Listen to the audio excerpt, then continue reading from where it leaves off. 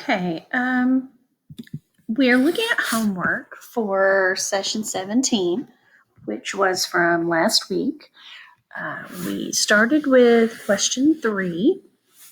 Okay, question 3 shows some back-to-back stem and leaf plot for test scores for 2 classes. And we have class A and we have class B. Okay, so our first question A wanted to know in each class how many students scored between 74 and 84 inclusive. Inclusive just means that it includes 74 and 84 in that answer. And then it asks what percentage of students scored in that range. And then what percent scored above 70. So first let's start out with 74 and 84. So I'm going to focus on class A first.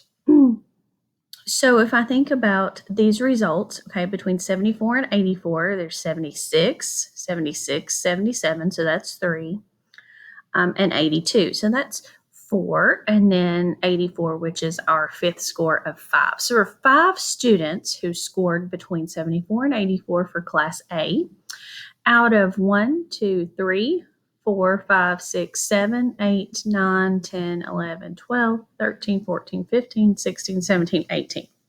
So we have 5 out of 18 in that class.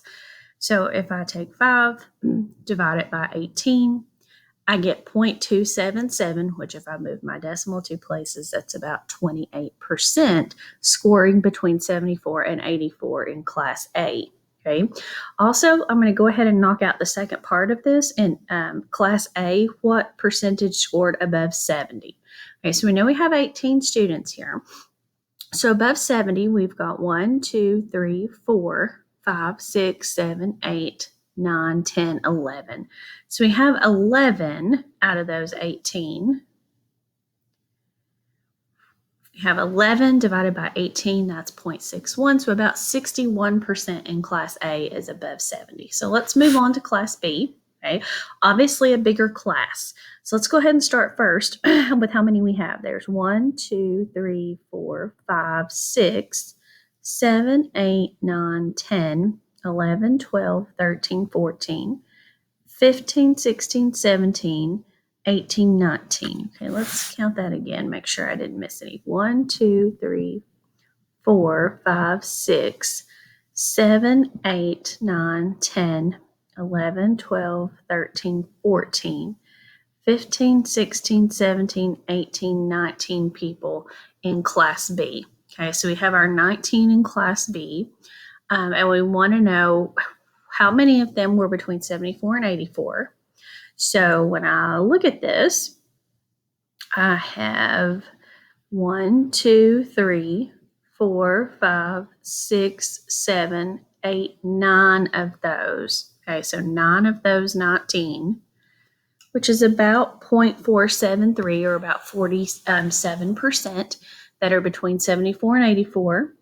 Okay, now what percent was above 70? Okay, so we're looking at our scores here. Basically everything that's not these two. So that would be 17 out of 19, okay, which would be about 0.894, somewhere around 89% of students were scoring above 70 in Class B. Okay, and it asks us to shade the bars in Class A. So if we were to imagine coloring in these lines, okay, just coloring in this entire bar here, coloring in, treating each stem sort of like it's a bar, and then to draw a horizontal line through the class data, that's the line of symmetry. Okay, if I were going to do that, I would probably draw it through the 7 stem.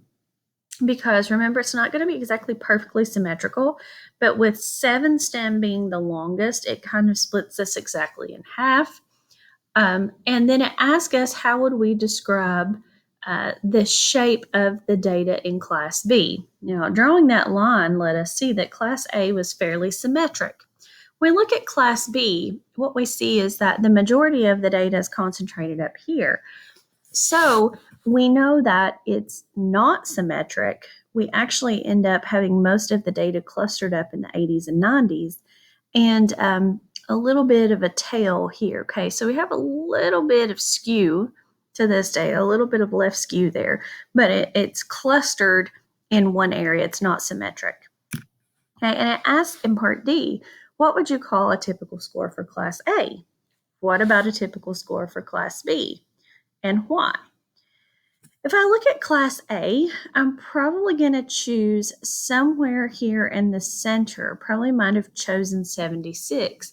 Now, many people might have chosen 59, okay, because it was the mode. We had 3 scores that were 59 here, and it was the most frequent value, but it really wasn't a typical score. There were more 59s, but in the course of things, 59 was on the lower end here. It was on the extreme. When we're trying to pick a typical number, we do want something that might be a higher frequency score, but also somewhere in the center. Okay, so I would have probably chosen 76. Some values in the 70s would have been a more reasonable choice here for class A. All right, for class B, as far as a typical score, I still have sometimes people say 76 here because it is the most frequent score that we actually, it's not 94 would be the most frequent score that we see. For the same reason, we probably wouldn't choose 59 down here. We probably also wouldn't choose 94 because unlike 59, which is the lowest score, 94 is the highest. We might have more of them, but it's still on the extreme end. If this were me and I were trying to choose a typical score, I probably would have tried to count out maybe where the middle is. We have 19 scores here. Probably about the 9th score from the top would have been a good choice. So we're going 1, 2, 3, 4, 5, 6, 7, 8, 9. So somewhere in this range, maybe 82 might have been a better choice than 94. Okay, and that probably would have been more centralized and located here. Not that those are the only possible answers, but usually when I'm choosing a typical number, I do want it to be somewhere in the center. Okay, that's kind of why we calculate grades by averages. Ideally, that would be a number in the center of the data. As you know, though, averages sometimes get skewed. So it's a conversation for a later lesson. Are there any outliers? An outlier is a piece of data that is separated by a large gap from the main portion of the data. Okay, so outliers. I would have probably said over here for class B that 50 to me looks like an outlier because the majority of this data is concentrated up here in the 90s, 80s and 90s. So it looks to me like 50 is a little bit extreme. Since class A is more evenly distributed, it doesn't really look to me like there are a lot of outliers there. Which class performed better? Hey, now again, that's a conversation that we could come up with some different answers for. For me, I probably would have chose class B simply because there were a higher percentage of them above 70. Okay, even though there were some students in class A that scored higher than class B, for class B, I had more of my students above that level of passing. Okay, so something to think about there. All right, let's move on down. After question 3, we went on to question 4. Okay, now question 4 asked us to make a stem and leaf plot. Okay, and this one kind of took a while, and it actually ended up, I had to put this on 2 separate pages. Okay, so I'm going to kind of make this smaller so that you can, scan or scan both of my pages. You can kind of see where I dropped this off. It wanted 2-digit stems. Okay, so essentially your stems were counting tens so that your overall result was probably going to be in the hundreds. So when we look at this and we see a stem of 28 and a leaf of 0, that's 280. My leaves are ones place and my stems are counting tens, okay, even though these are going to come out to be 100. So I went through and I created that stem and leaf plot, and it did take a considerable amount of space because we had a very large span of data for that. Okay, so if I look at my question 4, what I'm looking at here are circumference measurements of 52 grapefruits. Okay, and it asks some questions about those. We did create the stem and leaf plot. Based on the stem and leaf plot, what are some things you can say about the distribution of grapefruit circumference? Give 2 descriptive statements to answer the how large is a grapefruit. Okay, so there's a couple of considerations we might have taken. If I were trying to say something intelligent about grapefruit diameter from this graph, I might have said something like grapefruit diameter is usually between 120 millimeters and 462 millimeters. So I'm using the entire range of my data there.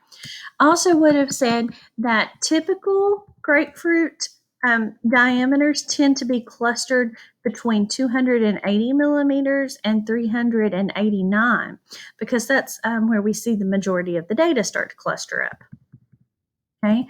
That data that we see is not really symmetric. There's some left skew there. So again, there could have been some varying statements that we said about this. Okay.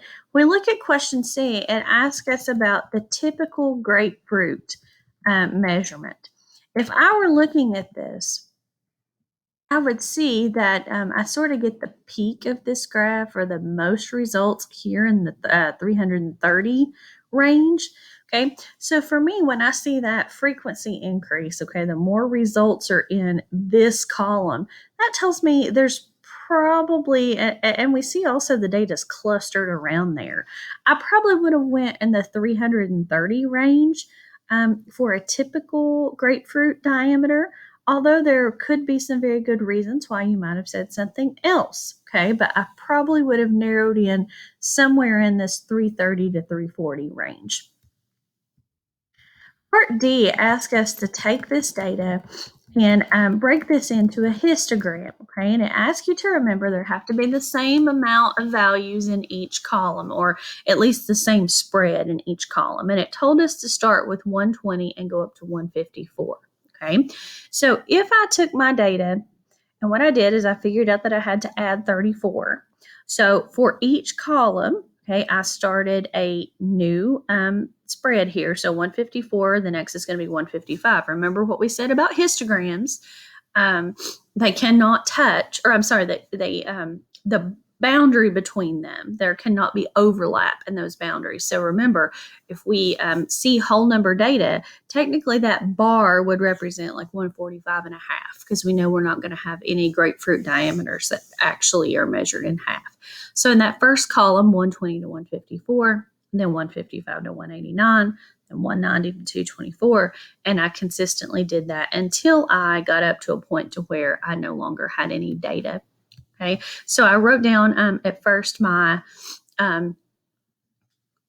widths or the data ranges I was going to use, and I counted how many grapefruit widths using my stem and leaf plot were in that range. Okay, so this is what I ended up looking at, okay, in terms of the count. And it's still, I see that the typical grapefruit, okay, we do have a little bit of skewness to the data here, but not nearly as bad as when we had it in a stem and leaf plot. It's much more symmetric, although it's not perfectly symmetric, but we do still see obviously more grapefruits that fell into this 330 to 364 range, and that's consistent with what we saw in the stem and leaf plot. If I were going to go for a typical grapefruit diameter, I would still say in this case somewhere between 330 and 364. That is where the majority of the results are, and we do tend to see the data start to cluster around there. Maybe if we had a few more grapefruit measurements, we might end up seeing something that looked just a little bit more symmetric. And for question 6, it asks us to redraw the graph and to start at 0 and go up by tens. Okay, so I'm going to pull just for a second the original problem back up here. Okay, so here's graph 6. And in graph 6, this shows test scores from a particular test county. Okay, notice that they don't start at 0. They're counting up by ones, and they start at 36. So it asks us to redraw this, but to begin them at 0 and then count up by tens or something else that was consistent. You don't have to count by tens, You could have counted by something. I probably wouldn't have counted by ones because then you would have had to go up a considerable number of squares because we have measurements in the 30s and 40s. I might have counted by fives would have been reasonable. Twos would have been okay, but again, that still would have been a large graph. I counted mine by tens, and it asked me if I'm trying to make a case that real county scores are wonderful, why would you use this? Would you use this graph or the one you drew in A? Why and which graph is more accurate portrayals of the test scores? So if I've got this graph to go by, the physical size of the bars make it look like, wow, we've really made huge gains in testing, okay? Because look at the size of this bar compared to where they started. It visually appears that there's a great gain that has been made there. However, when you go to look at what you redrew, you'll notice that these bars are more equally measured in height, okay? If I were trying to make the case that their scores were wonderful, the original graph gives the appearance that there was more growth there than necessary.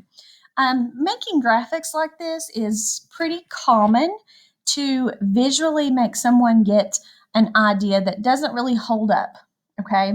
So be aware of that every time you're looking at graphics. Whenever you have axes that don't start at zero, it's easier to make data appear to show something that it doesn't. So that's a really good concept to keep in mind when you're looking at graphics. If I were trying to argue their test scores had made huge growth, I would have chosen the original because it makes the difference seem more pronounced. The new graph, this one that I drew or you drew, is really more accurate in terms of expressing what happens. Because if you look at the differences in their scores, it's really only a point or two in difference. And that's not such a drastic leap like it would have us believe in the first graph. Okay, so I'm going to go back to the second. For number 7, it shows us some high temperatures in 3 states, and we've got sort of 2 scales going on here. We have degrees in Celsius and degrees in Fahrenheit. We have Arizona, California, and Nevada. And it concentrates really on the Fahrenheit scale. So on the one I redrew, I didn't even put in the Celsius. I just concentrated on the Fahrenheit. And I did count by tens and started at 0. So when I created that graph, and this was kind of what mine looked like, Arizona, California, and Nevada. I went by tens. Yours might have looked a little different if you didn't go by tens. But when I look back at the problem, okay, for 7B, it asks me if I'm trying to make the case that California is much hotter than Nevada, which graph would show people would you show people the textbook or the one you made, and why? If you're trying to make the case that they're not that great, which graph would you use? If I were trying to say that there was a bigger difference, again, because this is not started on 0, it makes the difference seem more pronounced, okay, because the difference is a larger portion of the graph.